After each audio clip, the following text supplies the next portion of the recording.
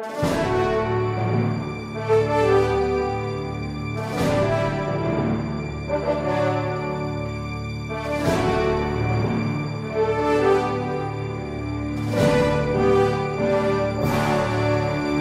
é o tema que eu gostaria de tratar hoje com vocês? Trata-se do fundamento filosófico e histórico de toda esta guerra que nós vemos hoje contra a família. Uma guerra contra a família que se manifesta de várias formas. Se manifesta no divórcio, mas se manifesta também na depravação moral, se manifesta na perversão na educação dos nossos filhos, se manifesta através de propostas de casamentos alternativos, de todo tipo de união. Pois bem, principalmente nos últimos tempos, a união homossexual. Mas qual é a origem disso tudo? Será que a sociedade, de repente, ficou maluca por si mesma? Será que isso tudo é simplesmente, como dizem alguns, os tempos que amadureceram, que é inevitável? Trata-se de uma evolução da sociedade e que isto vai para frente sem que ninguém possa frear, sem que ninguém possa evitar. Qual é a origem disso tudo? Bom, você talvez se espante, mas existe uma nota de rodapé que pouca gente conhece. Chama-se Karl Marx. Vocês sabem que Karl Marx, ele tem uma proposta socialista. A proposta socialista de Karl Marx, quando ele fez o seu famoso Manifesto Comunista, junto com Engels, era simplesmente abolir a propriedade privada para realizar a igualdade. Trata-se de um ideal que já vinha desde cedo, desde a Revolução Francesa. Se você pega os escritos de Rousseau, se você pega os gritos revolucionários de igualdade, você vai ver que isso já estava lá, em germe. Com o passar do tempo, surge, então, o ideal socialista de abolir a propriedade privada para provocar a igualdade, para provocar uma sociedade de iguais. Não há coisa que torne as pessoas mais desiguais, pensava Marx no início da sua carreira, do que a propriedade. Então ele diz, textualmente, vou ler para vocês, digamos, ao pé da letra, uma frase do Manifesto Comunista.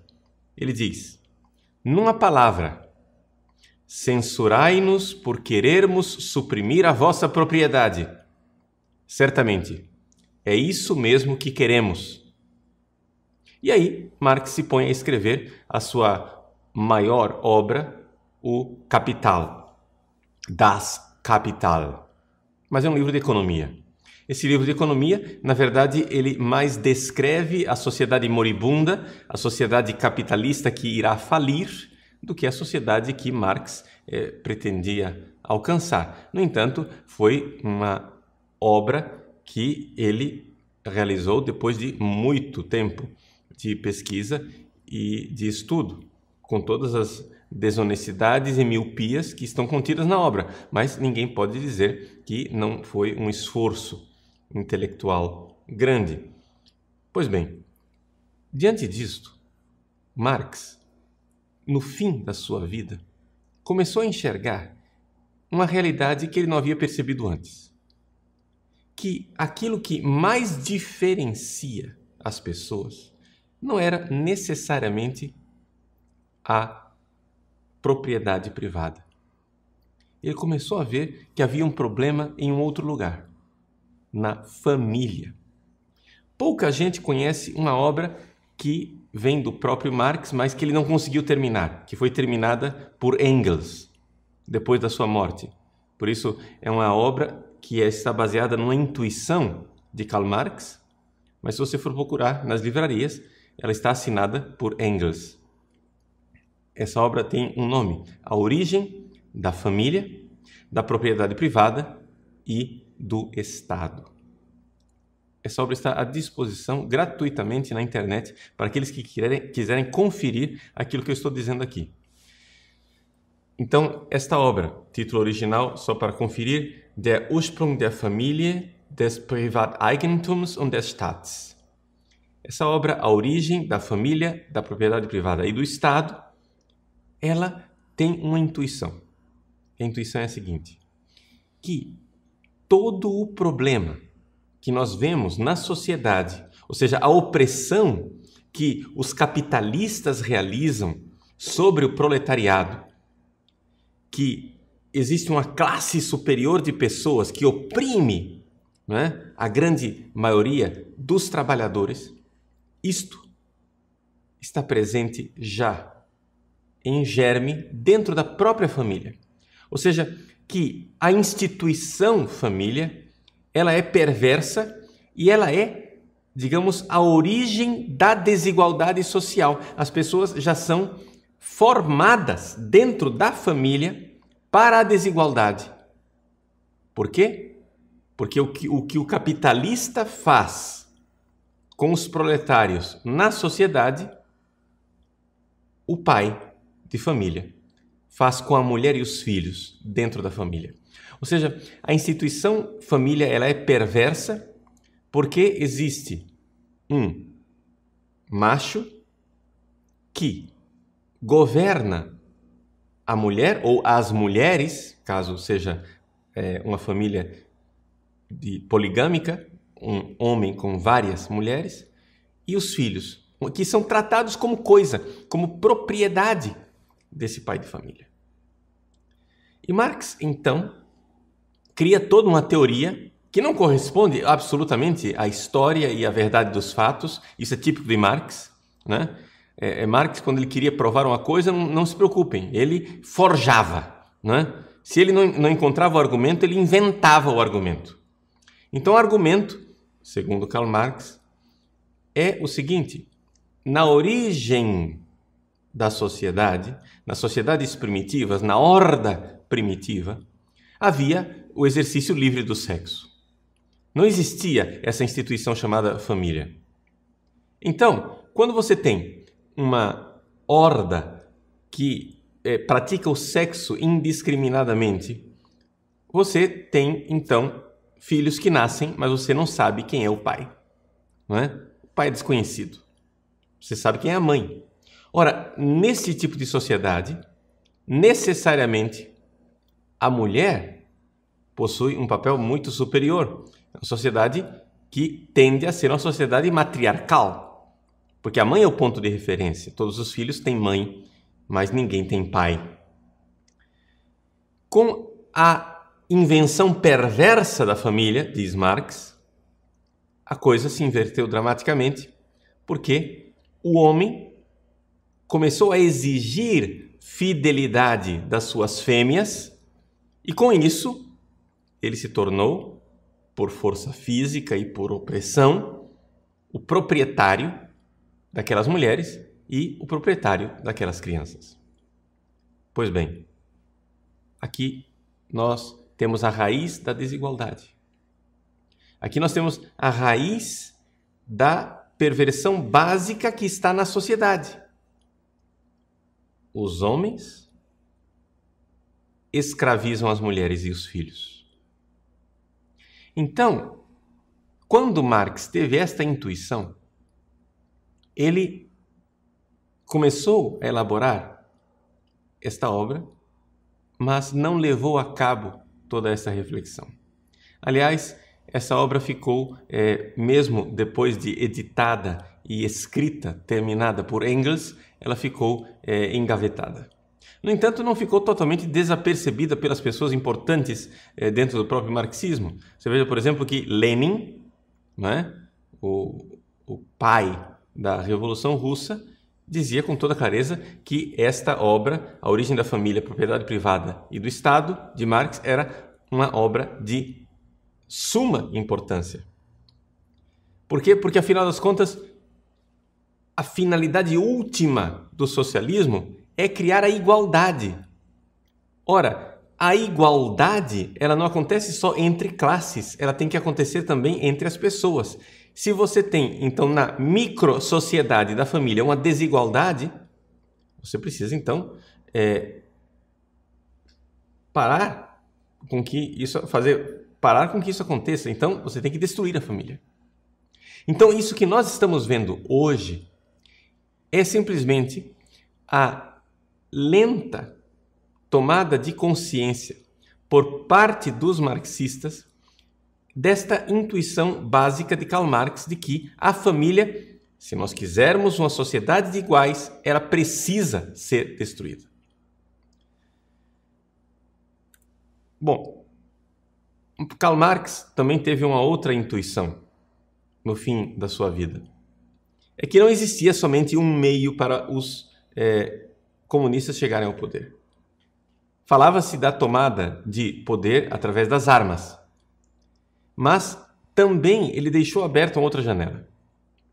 A tomada do poder através da educação e da ideologia, o ensino da ideologia marxista, e através das altas taxas de impostos que iriam gradualmente, de forma quase que imperceptível, transferindo a propriedade privada para a propriedade comum do Estado. Eu posso tirar a sua propriedade de duas formas. De uma forma sangrenta, né? Colocando um revólver na sua têmpora, né? Matando você e pegando sua propriedade. Ou eu posso tirar a sua propriedade de uma outra forma, que é simplesmente obrigando você a pagar impostos que vão transferindo lentamente sua propriedade para o Estado. E uma vez que está no Estado, é propriedade comum, acabou a propriedade privada. Aí nasceu aquilo que nós chamamos de a via socialista, o caminho socialista. O que nós estamos vendo diante dos nossos olhos é que depois que caiu o Muro de Berlim, os partidos comunistas, a partir da década de 90, se tornaram gradualmente todos socialistas e todos deixaram de alguma forma de buscar o caminho da Revolução Armada para trilhar esse novo caminho, o caminho de um marxismo cultural, de um marxismo que entra numa batalha cultural. E o alvo principal, primordial nesta batalha cultural é a família. Por isso, esta vontade persistente de destruição dos valores da família e, portanto, dos valores cristãos, não é uma realidade casual. Não é que a família está sendo destruída e isso são simplesmente os tempos maduros. Não, tudo isso é feito, tudo isso é perseguido, tudo isso é buscado com muita clareza pelos teóricos marxistas. Nós vemos que a Igreja, que é guiada pelo Espírito Santo, já tinha percebido isso há muito tempo. Em 1931, veja bem, 1931, o Papa Pio XI já havia percebido isto. O Papa pediu que pessoas estudassem, a situação do socialismo naquela época, e então ele publicou uma encíclica chamada Quadragésimo Anno. Na Quadragésimo Anno, Pio XI, comemorando os 40 anos da encíclica Rerum Novarum de Leão XIII, notou uma coisa, que nesses últimos anos, desde a encíclica Rerum Novarum, havia mudado uma coisa. O comunismo parecia que tinha perdido, de alguma forma, a sua popularidade, exatamente por causa de todas as dificuldades revolucionárias que estavam sendo vistas muito negativamente na Rússia, que já havia implantado o comunismo em 1917, e que havia um novo socialismo surgindo. E esse socialismo, o Papa, de uma forma clarividente, chama de socialismo educacional ou socialismo pedagógico. O Papa Pio XI diz com toda clareza na 40º ano o seguinte, vou ler para vocês o número 121. Essas doutrinas que nós, de novo, com a nossa suprema autoridade, solenemente declaramos e confirmamos, devem aplicar-se também a um novo sistema de socialismo prático. Propõe-se ele a formação das inteligências e dos costumes. Ele usa a expressão que eles querem formar o homem socialista. Vejam que o Papa enxerga claramente um socialismo pedagógico. E o que quer esse socialismo pedagógico? Pois bem, hoje está cada vez mais claro que o socialismo pedagógico quer destruir a família. Para você ter ideia que isto que o Papa enxergava em 1931 tornou-se cada vez mais claro para os próprios socialistas, até que eles se deram conta que realmente deveriam se focar na família. No ano de 1969, um socialista sueco chamado Alva Myrdal publicou um livro chamado A Caminho da Igualdade, em que ele diz, neste livro, que para nós termos a igualdade, as crianças, os meninos e as meninas devem ser educados de forma igual, de tal forma que não haja mais distinção entre menino e menina, de tal forma que não haja mais distinção entre sexos, ou nós diríamos hoje na linguagem inventada por eles mesmos, a distinção de gênero. Então, vejam que esta realidade foi enxergada pelos socialistas e está sendo implantada hoje. Todo mundo diz, não, o comunismo acabou. Todo mundo diz, não, o socialismo não existe mais. E, no entanto, quando nós temos manifestos no nosso Brasil, o que nós vemos? Bandeiras vermelhas, ideais socialistas sendo proclamados. Quer dizer, o brasileiro não nota que o comunismo e o socialismo estão vivos na nossa sociedade porque o peixe não nota a água na qual ele nada. Nós estamos imersos num sistema socialista, e um sistema socialista cada vez mais totalitário, cada vez mais totalizante, que quer alcançar a educação dos nossos filhos. Para eles é primordial destruir a instituição família, que é uma instituição burguesa, ou seja, uma instituição capitalista e opressora. E, portanto, nós católicos romanos que defendemos a família, somos, sem que a gente perceba, agentes do sistema opressor capitalista. Por isso, é necessário romper essa realidade. Existem duas formas de romper: fazer as pessoas perderem a fé e saírem da Igreja Católica para ingressarem nas fileiras dos partidos socialistas e comunistas, de forma que essas pessoas sejam materialistas, conscientes e façam parte da massa crítica. Mas essa massa crítica sempre vai ser um percentual pequeno, não é? Eles mesmos estão convencidos que a massa crítica só alcançará uns 5% da população.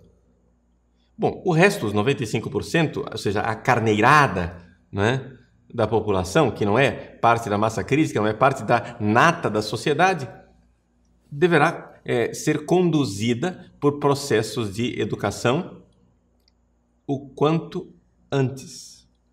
Eles notaram que pegar as crianças com 7 anos de idade é já pegá-las formadas num ideal de família. Por isso, eles precisam pegar os nossos filhos o quanto antes, com 4 anos de idade, se possível, antes que as crianças comecem a saber distinguir o bem e o mal, antes de atingir a idade da razão, de tal forma que a perversão que eles pretendem instilar em nossos filhos se torne cada vez mais sólida. Vejam, nós, então, seremos infiltrados, como já estamos infiltrados dentro da igreja. Por quê? Porque, afinal das contas, pobrezinhos de nós não somos críticos, nós não fazemos parte dessa massa crítica maravilhosa. Então, já que os católicos não vão deixar de ser católico mesmo, já que não vão fazer parte da massa crítica, então vamos infiltrar, vamos entrar dentro da igreja e fazer com que as pessoas entendam dentro da Igreja Católica que agora isso tudo faz parte dos tempos modernos. Que isso tudo faz parte de uma nova forma de viver o cristianismo. Que o cristianismo precisa se adaptar aos tempos modernos. E que aquele ideal de família patriarcal, antigo, é algo que já ultrapassou. Agora nós temos que valorizar um novo modelo, né, de uma família mais versátil. Afinal das contas, não foi isso que o Vaticano II fez? Vejam, Não existe mentira maior. O Vaticano II não fez nada disso, mas ele é usado como bandeira para levar à frente esta infiltração do cristianismo com ideais que, na verdade, não são cristãos, que passam por cristãos, porque eles começam a colocar em nós a convicção de que o modelo de família que nós encontramos na Sagrada Escritura, que está lá em São Paulo, não é? Que está lá no Novo Testamento, este modelo de família, ele é opressor, machista, chauvinista, ultrapassado. Precisamos nos adaptar aos tempos modernos, onde há vários modelos de família, onde é um homem com várias mulheres, uma mulher com vários homens, homem com homem, mulher com mulher, ou tantas outras possibilidades. Então, que nós tenhamos a coragem de compreender que nós estamos realmente sendo invadidos por um outro espírito e que, de alguma forma, nós estamos sendo possuídos por esse novo espírito, mas não é o demônio, não se trata de possessão demoníaca. Os ideais são demoníacos, mas trata-se de ideologia que invade nossas famílias e destrói a herança que nós recebemos daquilo que nós chamamos cristianismo.